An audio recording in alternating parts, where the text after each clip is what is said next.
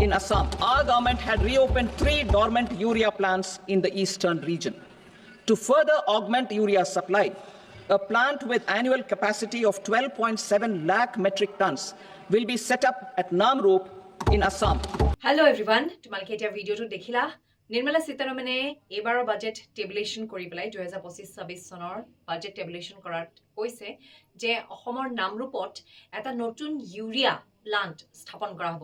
সেই urea প্লান্টটোৰ capacity হ'ব 12.7 lakh metric ton urea production প্ৰত্যেক বছৰে 12.7 lakh metric ton urea production কৰিব।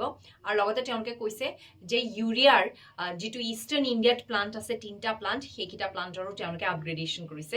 চ' এই বাজেটত অসমৰ বাবে এটা খুব ভাল খবৰ বুলি ক'ব পাৰি, নহয় জানো? লগতে তোমালোকে মোক কমেণ্টছত এইটো জনাবা যে এইবাৰ পাৰ্টিকুলাৰ নিৰ্মলা সীতাৰমণে যেতিয়া বাজেট দাখিল কৰিছে এইটোতো কেই নম্বৰ বাজেট, তোমালোকে মোক কমেণ্টছত জনাবা। Thank you everyone.